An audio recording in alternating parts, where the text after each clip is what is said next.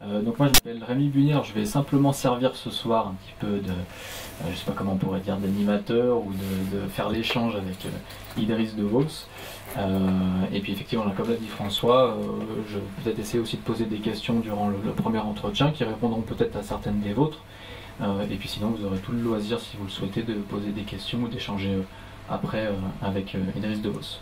Donc je vais présenter peut-être rapidement Idriss de Vos, donc, qui est enseignant d'arabe actuellement à Genève, sur le bassin genevois, mais qui est aussi traducteur de métier, donc a traduit à peu près une vingtaine d'ouvrages de classiques de la littérature islamique, principalement l'œuvre de l'imam al-Razali, mais aussi d'autres ouvrages, qui est aussi auteur d'un roman l'année dernière, en 2019, Ibéris, et qui a créé il y a maintenant près de 2 ans l'Institut Imtiaz, qui est donc basé à Genève et qui s'occupe de donner des cours d'arabe à visée spirituelle, on peut dire, en tout cas autour du Coran.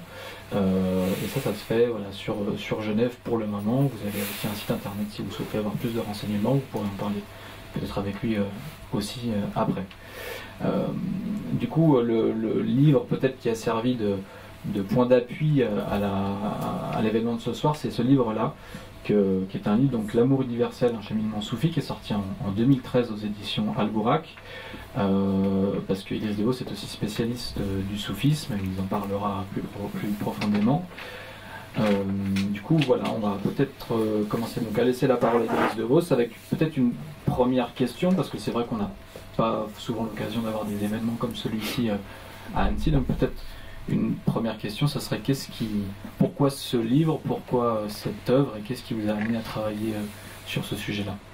Alors, la genèse de ce livre est assez complexe, puisque elle a commencé par des traductions de poèmes d'amour, avec cette idée de traduire trois grands poètes soufis qui traitaient de l'amour dans des modalités très différentes. Donc c'était Ibn Arabi, qui est donc un peu... tout le monde connaît un peu Ibn Arabi, mais c'est quelque chose de très métaphysique, son style aussi très théologique souvent. Et il y avait aussi Ibn al-Farid, qui lui est vraiment le virtuose. On dit que c'est le plus grand poète soufi de langue arabe, bon, parce que chez les Persans il y a de la concurrence aussi, mais parmi les poètes soufis de langue arabe, Ibn al-Farid, donc, qui est vraiment un très grand virtuose, et donc il lui écrit dans un style complètement justement empreint de tournure de style. Et puis le troisième qui était Abou Medienne, qui lui est dans un style très fraternel, dans un amour très fraternel, et donc un style beaucoup plus destiné à la chanson. Et donc ces trois styles m'ont inspiré, et je me suis dit je vais écrire de la poésie sur l'amour, pour montrer comment le discours sur l'amour prend des modalités différentes, et montrer justement cette étendue qu'il permet. Et de fil en aiguille, je me suis dit, mais après avoir traduit ces poèmes, il faut que je fasse une introduction. Et puis j'ai commencé à écrire une introduction. Et l'introduction m'a amené à me poser des questions. Et une question en appelait une autre, et une autre. Une porte s'ouvrait et ouvrait sur 1000 questions. Et de fil en aiguille, j'ai parcouru toute la littérature, enfin, pas toute, hein, ce serait prétentieux, mais j'ai parcouru vraiment une bonne part de la littérature soufie sur le thème de l'amour, et au final, ce qui était le thème central du livre, s'est retrouvé à la fin dans un florilège où j'ai ajouté d'autres poètes soufis, et donc finalement le livre s'est transformé en étude, mais en étude parsemée justement de poésie, puisque évidemment le discours sur l'amour ne peut pas être qu'un discours, il faut qu'il y ait un aspect sensible, hein, parce que l'amour c'est aussi un ressenti, et donc c'est à la fois un cheminement de réflexion et un cheminement de ressenti de l'amour dans diverses modalités. Voilà, donc ça c'est ce qui m'a conduit à écrire ce livre. Parce que justement, effectivement, le livre il est effectivement parsemé de poésie, de traduction. D'ailleurs, il y en a, je ne sais pas combien de poètes différents cités, j'ai pas calculé, mais c'est vrai que c'est très riche, c'est très varié aussi. Et le livre, effectivement, finalement, on n'a presque pas d'ordre, et c'est plein de petits chapitres sur plein de petites questions, mais finalement, on pourrait les inverser, on pourrait commencer presque par la fin du livre pour arriver au début. Enfin, tout se nourrit l'un l'autre, c'est ce que j'ai ressenti en lisant le livre. Et puis il y a des références évidemment très importantes à beaucoup d'imams de l'histoire islamique, de théologiens, de grands maîtres spirituels, de poètes aussi, mais on a aussi un lien peut-être aussi avec le lieu qu'on a ce soir, puis avec Annecy presque, j'ai envie de dire. Il y a beaucoup de références au christianisme aussi, à la mystique chrétienne avec Simone Veil, saint Thomas d'Aquin, mais surtout et notamment, facilement une quinzaine de fois, saint François de Sales qui est cité à de nombreuses reprises. Voilà, peut-être pourquoi du coup, pourquoi ce choix de sortir, si j'ose dire, un peu du cadre purement islamique, même si bien sûr on se rejoint sur le fond, et puis pourquoi peut-être particulièrement saint François de Sales. Alors effectivement, les autres que tu as cités ne sont cités qu'une fois ou deux pour des raisons très précises, mais j'ai choisi, je suis d'ailleurs très ému d'être là parce que c'est une histoire singulière, parce que j'ai écrit ce livre, j'étais dans la région parisienne, et je m'étais dit en écrivant, je ne peux pas faire des parallèles avec toutes les traditions, car ce serait trop long, et il me faudrait d'ailleurs une érudition que je n'ai pas. Et je me suis dit, mais si je ne devais en choisir qu'un, un auteur qui servirait de passerelle entre la tradition musulmane et les autres traditions, si je ne devais en garder qu'un, eh bien, après avoir fait un peu le tour, je me suis dit, c'est saint François de Sales. Et pourquoi? Parce que c'est l'héritier tardif de la tradition chrétienne, qui, on le sait, a été extrêmement prolixe sur la question de l'amour, je ne vous l'apprendrai pas. Et il est l'héritier tardif de cette tradition, et en plus il écrit en langue française dans un style absolument admirable. Et donc c'est celui que j'ai choisi parmi tous. Et donc il y a maintenant 7 ans, je me suis installé dans la région, et je vis à Thonon, et partout le nom de saint François de Sales est présent. Et aujourd'hui, voilà, je suis avec vous à Annecy. J'en ai profité pour aller lui dire bonjour juste à 2 minutes à pied. Et donc je me sens un peu invité par saint François, même c'est un peu prétentieux, mais enfin voilà, donc il y a une sorte de... Et donc voilà pourquoi je cite beaucoup saint François, et j'essaye d'en montrer un peu comment... Et d'ailleurs, si vous lisez, si on pourrait faire un livre comme ça, le traité de l'amour divin de saint François de Sales, on pourrait mettre en vis-à-vis avec des textes soufis, et si on ne mettait pas le nom, qui a écrit quoi, on ne pourrait pas savoir qui est le musulman, qui est le chrétien, tant la spiritualité, justement, c'est ce qui transcende les formes, hein.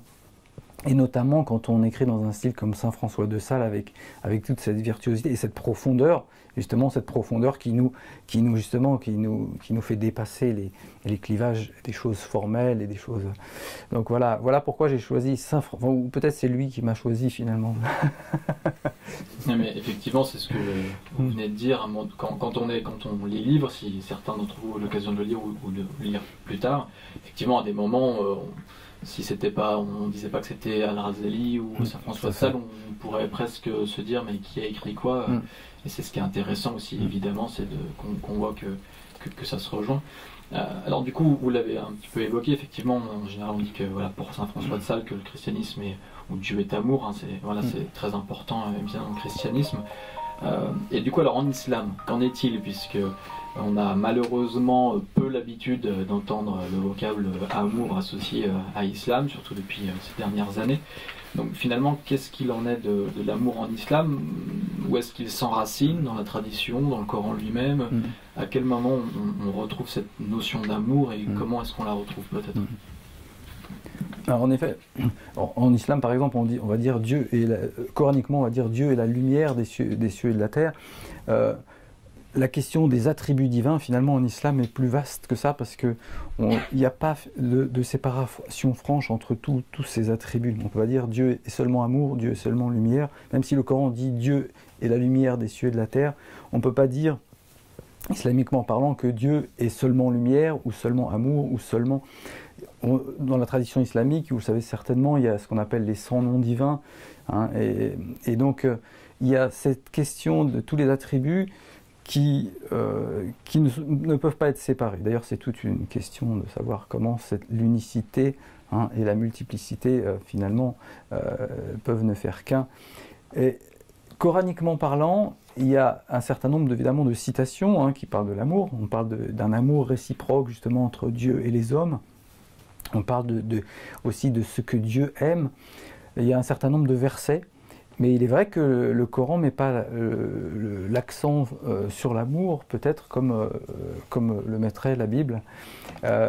L'accent met plus l'accent sur la miséricorde, qui est évidemment un des prolongements de l'amour, comme toutes les vertus finalement, tous ces attributs sont aussi des prolongements de l'amour. Mais il est vrai que le Coran met beaucoup l'accent sur la miséricorde, puisque chaque chapitre commence par la miséricorde.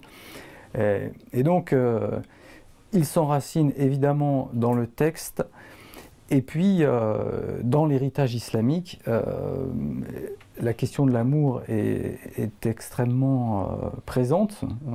C'est aussi pour ça que j'ai écrit ce livre, et notamment chez les soufis, puisque ce sont certainement ceux qui vivaient, parce que parler d'amour, ça nécessite de le vivre intérieurement, et donc c'est un cheminement vers Dieu qui n'est pas simplement un cheminement intellectuel, qui est un cheminement de vécu, de relation à Dieu.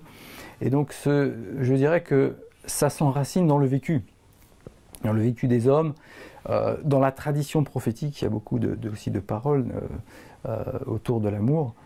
Et donc il y a un fondement très ancien, et puis il y a surtout un héritage très vaste, et qui notamment se manifeste à travers la poésie. Quand j'ai fait le tour un peu de cette question, j'ai constaté que, alors pratiquement toute la poésie soufie, c'est un des thèmes majeurs de la poésie soufie, c'est celui de l'amour. Il y a l'unicité, il y a l'éloge du prophète, et l'amour font partie de ces... Et il faut savoir aussi que la poésie arabe et soufie est extrêmement prolixe, c'est-à-dire il y a énormément de... on n'a pas fini de dépoussiérer les librairies, les bibliothèques, je veux dire, et de redécouvrir des manuscrits d'auteurs arabes qui ont écrit la poésie. Et c'est une tradition qui est très ancienne, puisque même avant l'islam, les Arabes de la péninsule arabique écrivaient beaucoup de poésie, et donc ça s'est perpétué, et notamment à travers le soufisme qui en a fait le véhicule de la spiritualité, et notamment de l'amour. Et effectivement, donc là on pourrait entendre effectivement que l'amour là dans un contexte islamique, mais le titre du livre finalement c'est l'amour universel. Et du coup, qu'est-ce qu'il a d'universel? Pourquoi est-ce qu'il concerne finalement tout le monde? Où est-ce que ça se retrouve? Est-ce que c'est juste c'est juste un petit titre accrocheur? Est-ce que c'est juste issu d'une certaine tradition en islam? Et puis quand on parle d'amour, on parle a priori souvent de proximité, mais quand on lit le livre, voilà, on voit qu'il y a un paradoxe, mais finalement c'est des contraires qui se rejoignent peut-être entre un Dieu lointain, inaccessible, puis finalement un Dieu très proche. Et du coup, comment cette notion d'amour, vous parlez d'amant et d'aimer beaucoup, et alors qui est l'amant, qui est l'aimé, comment se construit cette relation d'amour avec le divin, et aussi pourquoi est-elle universelle finalement? Alors tu es parti au centre de la question directement, effectivement. Dans tous les chapitres de ce livre, finalement, la manière d'aborder l'amour est très variée. C'est-à-dire, tu l'as remarqué, il y a beaucoup quand on observe l'amour, on est capable d'observer des mécanismes de l'amour indépendants des uns des autres. Et quand on les met tous en perspective, on se retrouve avec quelque chose une équation à 36 inconnus. C'est-à-dire qu'on croit on ouvre un chapitre, on se dit tiens, j'ai compris, ça y est, j'ai compris l'amour. Puis on ouvre un autre chapitre, on dit ah oui, tiens, j'ai compris autre chose. Et puis on ouvre un troisième, et puis au final, quand on met tout ça en perspective, on dit waouh, finalement non, j'ai rien compris à l'amour, j'ai rien compris. Et chacun de ces chapitres, effectivement, nous ramène aussi à cette dualité qui est insurmontable. Cette dualité qu'on ne peut pas réduire à l'unité, puisque l'unité c'est effectivement le secret divin. Il y a justement cet amour transcendant et cet amour immanent.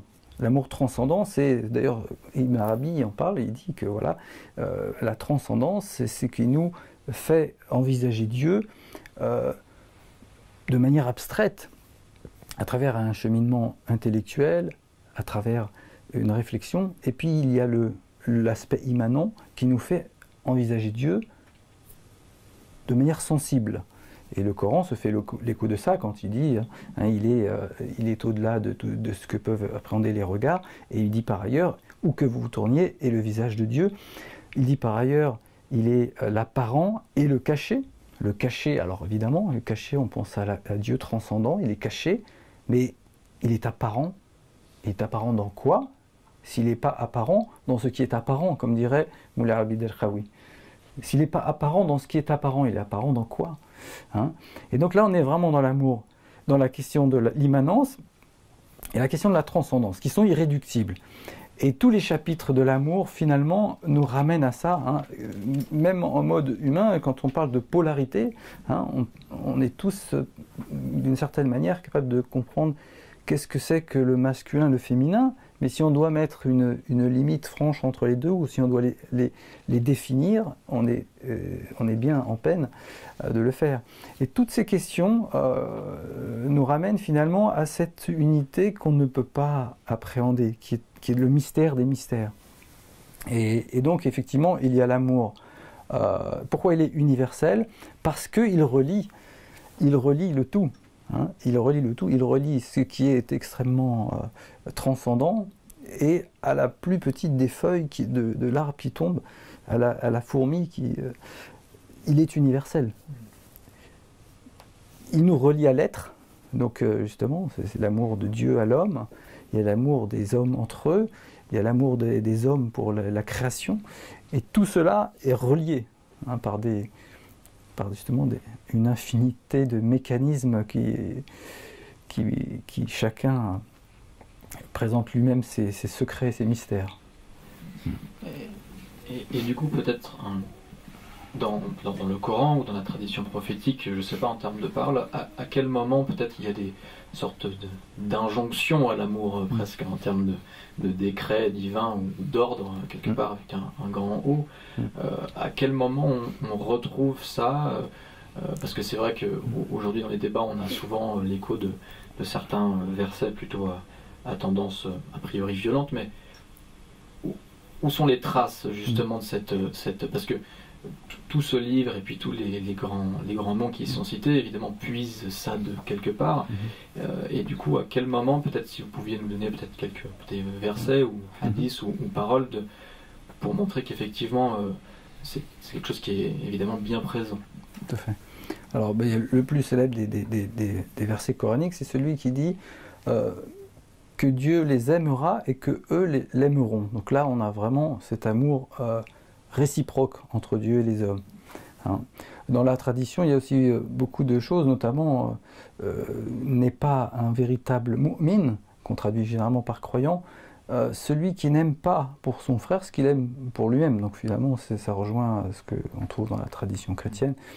Donc dès le début de l'islam, cette question de l'amour est présente. Hein, et c'est vrai que on l'a un peu peut-être... je pense aussi que c'est dû au développement de la tradition. Hein.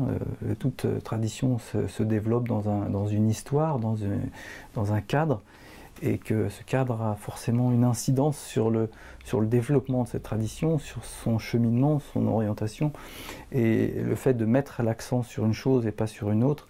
C'est pour ça qu'on a besoin, dans toutes les traditions, de ces gens qui revivent la tradition de l'intérieur, qui retournent aux sources et qui peuvent, par une visite intérieure de la tradition, nous restituer l'essence en permanence, parce qu'on est tout le temps dans une dynamique qui décentre les choses finalement. Hein. Le dogmatisme, c'est ça. C'est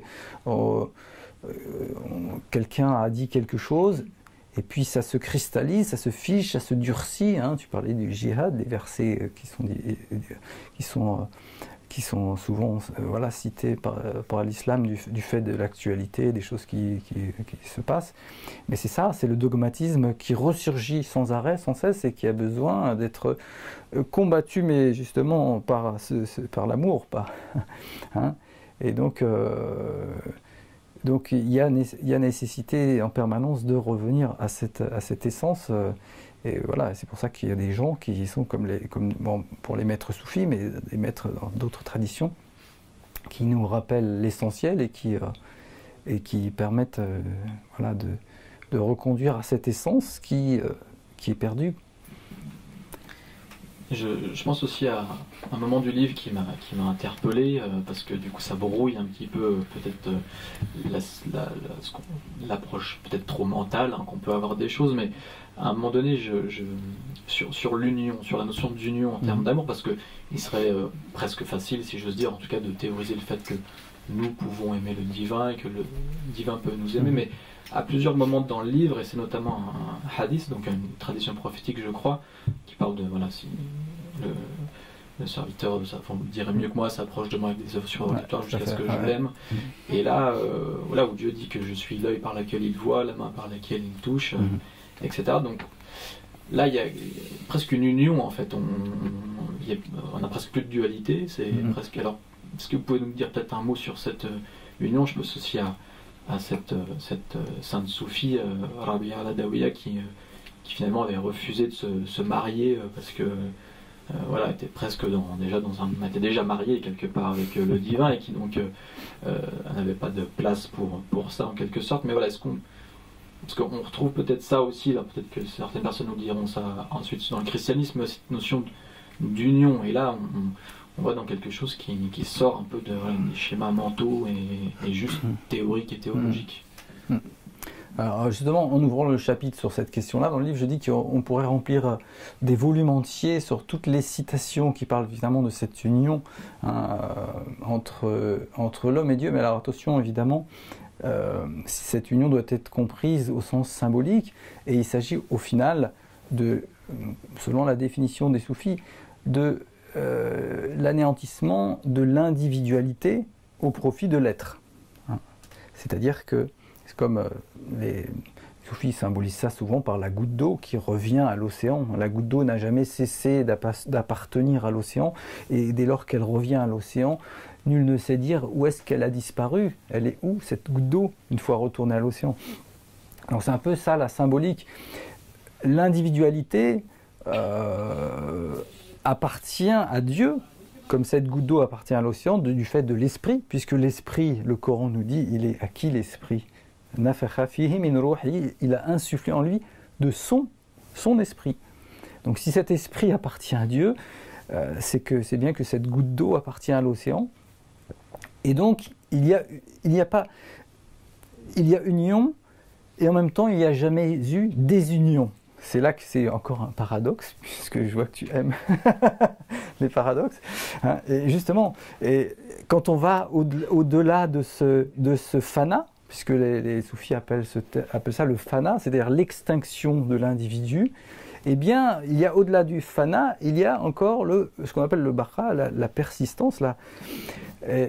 Et on nous dit que finalement, l'être qui disparaît, comprend qu'il n'a jamais été séparé au final de l'être. Il n'y a pas de séparation. Alors en même temps, il est séparé sans être séparé. Et donc cette union, on ne peut pas dire qu'il y avait deux qui se sont unis.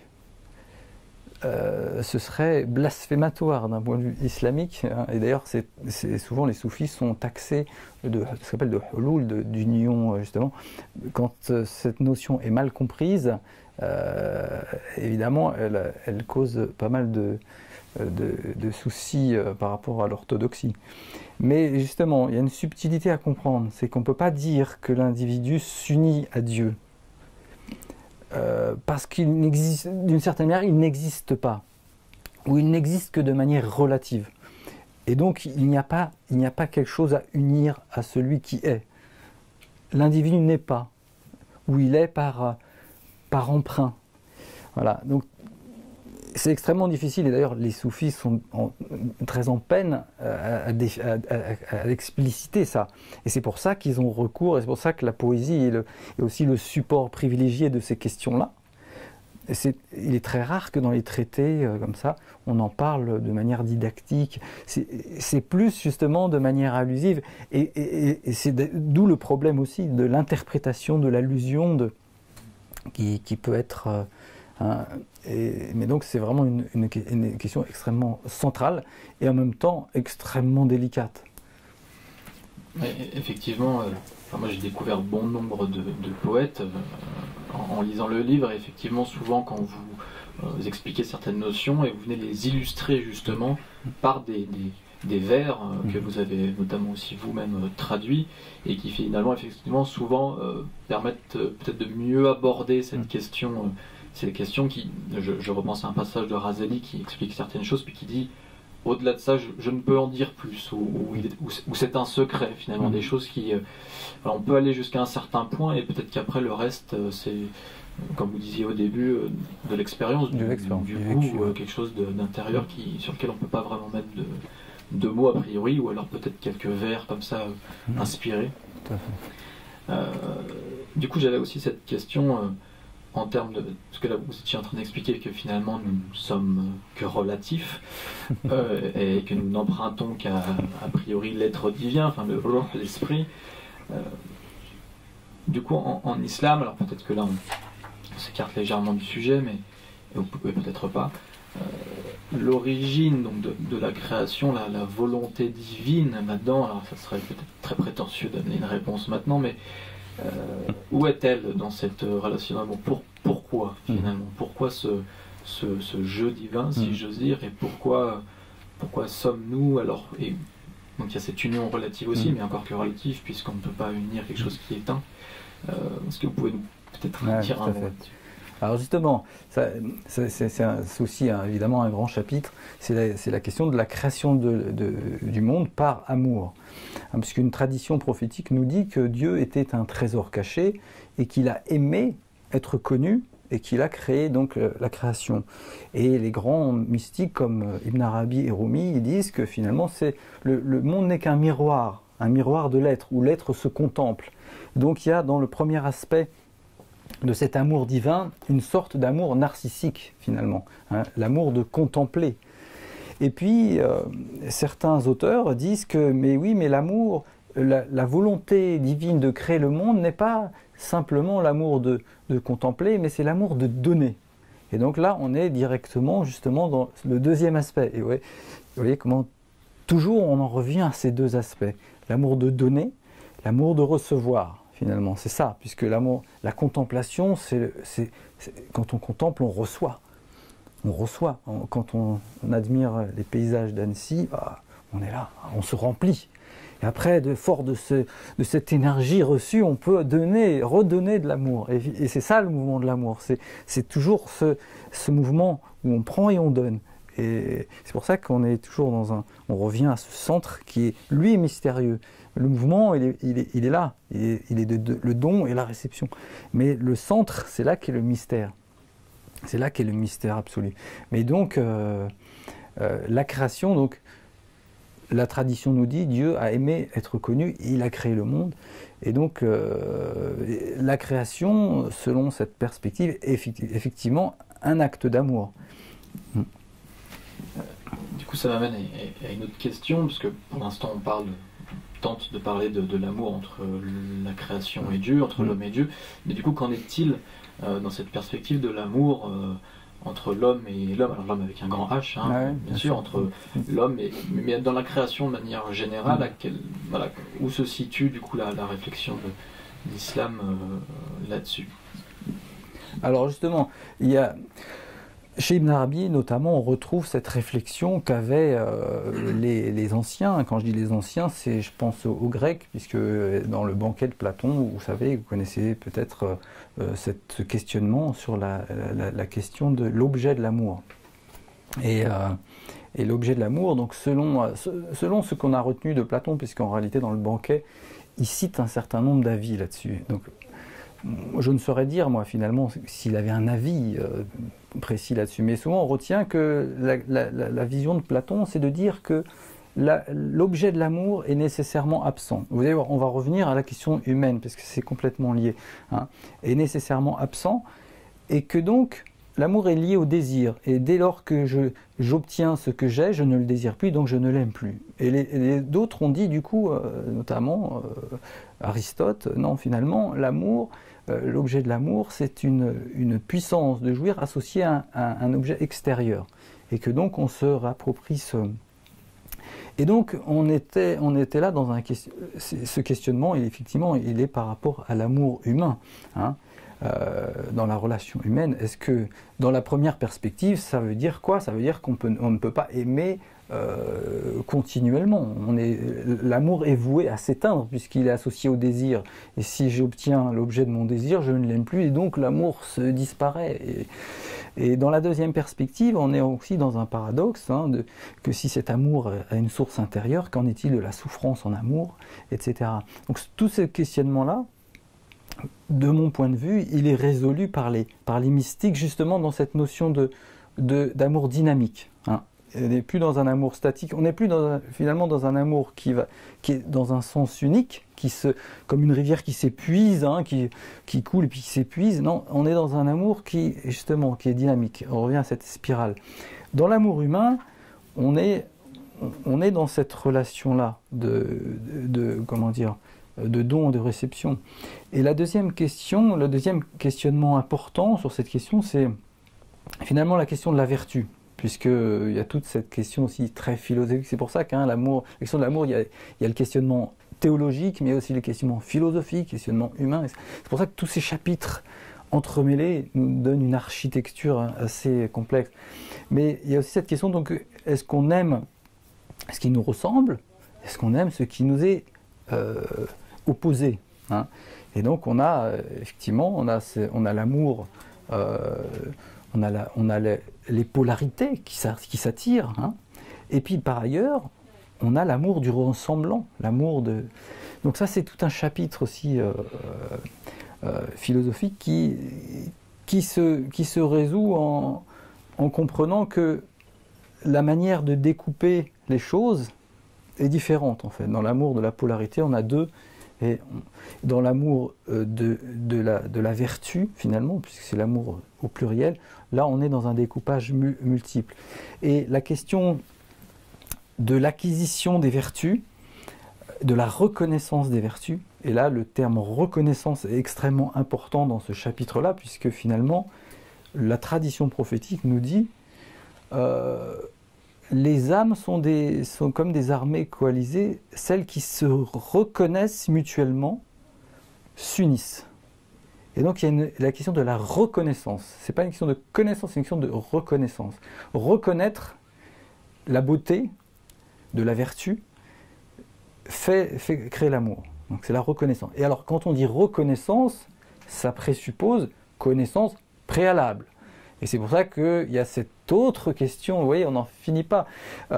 Cette autre question, est-ce que l'amour précède la connaissance ou la connaissance précède l'amour? Et donc, par exemple, si vous dites, vous aimez la fraise, vous pouvez dire, oui, mais je l'aime parce que je l'ai goûtée. Oui, mais si vous n'étiez pas prédisposé à aimer la fraise, comment auriez-vous pu l'aimer? Et donc, il y a entre vous et la fraise un lien prééternel, si on peut dire, qui vous unit à elle et qui vous prédispose à l'aimer, sans quoi vous ne seriez pas prédisposé à l'aimer. Il y a en vous quelque chose qui est un récepteur du goût de la fraise. Alors ce récepteur, il précède l'union à la fraise. Et on en revient à cette... Donc, la reconnaissance de l'autre, de sa vertu, est aussi le secret de l'amour. Et le travail sur soi, qui est donc tout le cheminement, est de travailler sur notre propre nature, afin d'élargir notre horizon, notre perspective et notre capacité à aimer. Puisque finalement, c'est à travers notre propre construction intérieure, notre propre capacité à reconnaître les vertus, et donc à les faire siennes, que l'on étend notre capacité d'amour. Et donc l'amour du prochain passe par ça, passe par la reconnaissance en fait des différentes modalités, et qui conduit finalement, encore une fois, c'est pour ça que c'est aussi cette idée d'amour universel, puisque l'idée c'est de reconnaître le divin dans toutes ses formes. La tradition nous dit qu'au jour du jugement, Dieu se manifestera aux gens selon une forme qu'ils ne reconnaîtront pas. Il dira maintenant tu n'es pas mon Seigneur. Et après, il se manifestera à eux selon une forme qu'ils reconnaîtront et dira ah oui, tu es bien mon Seigneur. Et vous voyez un peu tout l'enjeu qu'il y a derrière ça. C'est la reconnaissance de l'autre, c'est aussi la reconnaissance du divin. Et on en revient donc à l'immanence, hein, et la présence de Dieu dans les choses. Et justement, avec l'exemple que vous venez de donner, moi, c'est ce que j'ai lu à mon dos de livre. Alors, il y a déjà effectivement cette histoire de désir. Donc, on désire parfois. Comment pourrait-on désirer quelque chose que l'on ne connaît pas? Et du coup, tous les grands mystiques et tous les aspirants, peut-être, que nous sommes ici, parfois cette attraction, ce désir du divin. D'où est-ce qu'il émane, et du coup ça parle peut-être de cette reconnaissance, de cet effet miroir, peut-être aussi avec la création. Et de fait, quand j'ai lu le livre, ce qui m'a marqué aussi, c'est que l'amour finalement va beaucoup plus loin que simplement ce que l'on est peut-être disposé à aimer tout de suite maintenant, mais effectivement prédisposé, mais peut-être aussi à dépasser à un moment donné ces prédispositions presque, j'ai envie de dire, parce que si Dieu se manifeste en toute chose, si, comme vous l'avez dit, là où que nous nous tournions, là est le visage de Dieu, ça veut dire que ma miséricorde aussi englobe toute chose, hein, des choses qu'on retrouve dans le Coran. Alors, ça veut dire que finalement Dieu est partout à la fois, en toutes choses, au-delà de ces choses-là aussi. Et du coup, ça appelle quand même un certain relativisme des tensions qu'il peut y avoir, de notre rapport à l'adversité. Et ça me pose aussi forcément alors la question peut-être plus actuelle, peut-être presque, je sais pas, politique, mais de l'état actuel des choses. Est-ce que cette dynamique en islam aujourd'hui est en panne? Est-ce qu'elle est tout simplement obstruée par ce qu'on peut voir? Est-ce qu'à un moment de l'histoire, ça a pris beaucoup plus de place? Est-ce que c'était beaucoup plus répandu, ces notions-là? Voilà, aujourd'hui, peut-être sur une question un peu plus actuelle, où est-ce qu'on peut retrouver ça? Chez qui on peut retrouver ça? Dans quelle partie du monde? Qu'est-ce que le poids, justement, de cet amour universel? Alors, le plan historique, je ne suis pas forcément spécialiste, mais par contre, ce que je peux me dire sur cette question-là, c'est que autant il y a le cercle vicieux de la haine, autant il y a le cercle vertueux de l'amour. Et le cercle vertueux, alors la bonne et la mauvaise nouvelle, c'est que la voie de l'amour, c'est la voie du sacrifice, mais c'est en même temps la voie du bonheur. Pourquoi? Parce que quand je sacrifie, lorsque je donne, je sacrifie quelque chose, mais lorsque je suis généreux, je donne par amour, et donc le plaisir de donner transcende le sacrifice, et donc la souffrance d'une certaine manière. Et il en va de même de toutes les vertus. Et donc la voie de l'amour est à la fois la voie du sacrifice, mais en même temps du bonheur. Car à partir du moment où la vertu est acquise et devient un plaisir, eh bien le sacrifice n'est plus une douleur. Au contraire, la douleur est transcendée par l'amour. Et donc la voie de l'amour, c'est effectivement la voie du sacrifice. Et alors on peut se dire, oui mais alors si on n'est que dans le sacrifice, on finit par mourir, se dépérir. Oui mais quand vous donnez aux gens, quand vous êtes dans cette dynamique d'amour, qu'est-ce qui se passe? Quand vos voisins vous aiment, quand vos familles vous aiment, ils finissent par vous donner quand même. Parce qu'eux aussi ils ont de l'amour. Et donc ils vous la restituent. Et donc c'est comme ça qu'on crée une société vertueuse. C'est en reprenant le cheminement de l'amour, qui effectivement consiste à donner en premier. C'est pour ça que l'islam met l'accent sur la zakat, l'aumône. Hein. Et quand on dit l'aumône, c'est aussi, ça veut dire aussi en arabe une purification. Hein. Et l'aumône, c'est mais aussi le symbole de toutes les formes de sacrifice. Hein. Et donc ce cheminement-là, c'est le cercle vertueux de l'amour. Le sacrifice, mais pas le sacrifice le sacrifice pour l'amour, le sacrifice motivé par l'amour, le sacrifice qui, justement, est transcendé par cette énergie intérieure qui permet de faire même le plus grand des sacrifices, le don de sa vie. On voit des gens qui se donnent leur vie comme ça, hein, pour une cause noble et qui sont capables de donner jusqu'à leur vie pour... donc c'est le cercle vertueux de l'amour, c'est ça, c'est de donner, c'est d'être dans la vertu finalement. C'est pour ça que le cheminement soufi ne parle que de ça, que de la purification de l'ego, que de le travail sur soi, etc. Et toutes les traditions d'ailleurs, hein, c'est pas que le soufisme. Merci, alors le temps passe vite, enfin pour moi en tout cas, je ne sais pas pour le reste. On va peut-être maintenant plutôt passer à l'assemblée, donc si des personnes ont peut-être des questions ou des remarques ou des choses à apporter, à compléter peut-être, vous êtes libre de les poser maintenant. Charles. Oui, pour lancer, déjà merci pour votre intervention, elle était précise, intéressante et documentée. Ça fait toujours plaisir de voir ça ici. J'ai une question peut-être plus de profane, une connaissance plus parcellaire que Rémi peut avoir de la question soufie. Et du coup j'ai une question qui est un petit peu double sous forme d'un constat et d'une ouverture. Quelles seraient selon vous les raisons pour lesquelles ce message universel d'amour aujourd'hui dans l'islam ne pèse pas plus lourd que ça? Une question vraiment de constat. Pourquoi la voie du soufisme n'est pas celle qui est majoritaire alors qu'elle pourrait l'être, j'imagine. Et donc la deuxième question qui est sous-jacente, c'est qu'est-ce qu'on pourrait faire? Comment les théologiens, puisqu'on sait qu'il n'y a pas vraiment d'instance autoritaire centralisée dans l'islam, comment les théologiens, comment les lecteurs du Coran les exégètes peuvent justement participer au développement plus large du soufisme pour lutter peut-être contre les voies les moins éclairées de l'islam? Alors déjà pour recentrer les choses, le soufisme en fait n'est pas considéré comme une forme de l'islam, il est considéré plutôt comme une science, et la science centrale de l'islam, hein, puisque traditionnellement tous les savants musulmans considérer le soufisme comme une science, la science la tazkiyat et nafs, donc de la purification de l'ego, la science du cheminement vers Dieu, etc.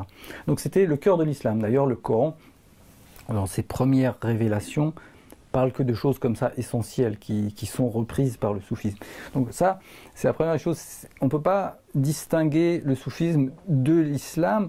Par contre, évidemment, on peut avoir un islam qui met justement l'accent sur le soufisme et qui donc remet la pyramide à l'endroit, qui se pose sur des bases solides et spirituelles, et puis on a un islam inversé qui a complètement occulté, et d'ailleurs il y a un combat que l'on sait contre le soufisme de la part de certaines formes d'islam.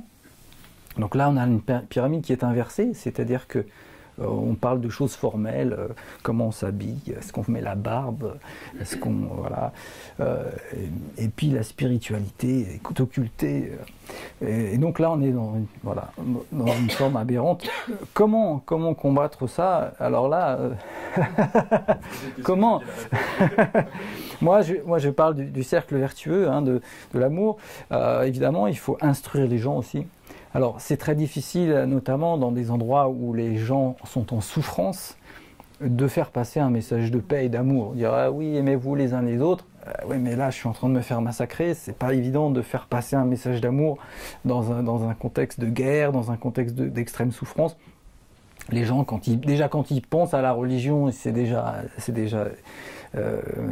ont la crainte de Dieu pour ne pas faire des choses abominables, c'est déjà... Vous voyez, donc déjà, apporter de la paix, c'est la première des choses. On peut pas demander aux gens d'être bienveillants, etc., quand ils meurent de faim, quand ils sont en souffrance. Donc ça, c'est la première des choses. Il y a vraiment un travail politique qui nous dépasse, nous, apporter de la paix, de la stabilité, et ensuite instruire les gens de leur religion, hein, dans ce qu'elle a de plus beau, quoi. Car tout ça, voilà, ça existe, c'est présent. Mais simplement, comment le transmettre, hein? Est-ce que peut-être quelqu'un aurait une autre question, voudrait prendre la parole? Moi, je fais juste l'intermédiaire. Si vous avez des questions, n'hésitez pas, je vais vous transmettre le micro. Est-ce qu'il y a des interventions ou des demandes? Vous avez évoqué François de Sales, disant qu'il y avait une expression de l'amour qui était très proche de celle des poètes soufis. Est-ce qu'on sait s'il connaissait ces poètes? Et à défaut, est-ce que ça signifierait qu'il y a une sorte de révélation universelle de l'amour qui serait en tout cas dans ces deux traditions? Qu'est-ce qu'on en sait? Alors, on m'a parlé d'un spécialiste à Annecy de Saint-François. Alors, pour l'aspect historique, peut-être que tu peux nous redire, François, comment il s'appelle ce spécialiste? Je connaissais, c'est le père Tournade. Voilà, le père Tournade. Ça, pour l'aspect historique, d'ailleurs, j'ai bien l'intention d'aller le voir. Mais par contre, ce qui est sûr, c'est qu'il y a une expérience universelle de l'amour. Et donc, celui qui parle d'expérience, il va retranscrire ce qu'il a vécu. Donc forcément, j'ai envie de dire, c'est une fatalité. C'est une, ça ne peut pas être autrement. Hein. Quand vous preniez un juif aussi qui vit sa juillarité de manière spirituelle, un bouddhiste, ils vont retranscrire des vécus qui sont identiques. Après, la modalité d'expression par rapport justement au patrimoine dans lequel dans lequel ils grandissent, prend parfois des formes parce que les concepts ne sont pas exactement les mêmes. Mais on retrouve, quand on va au cœur du cœur, on retrouve exactement les mêmes expériences. Donc il y a une expérience de l'amour universelle, ça c'est évident. Après, est-ce que Saint François a lu les soufis? Là, on demandera au père Tournade. Est-ce qu'il y a d'autres questions ou demandes? Dans ce cas-là, je vous invite à prolonger, si vous le souhaitez, la discussion avec Idriss et Rémi.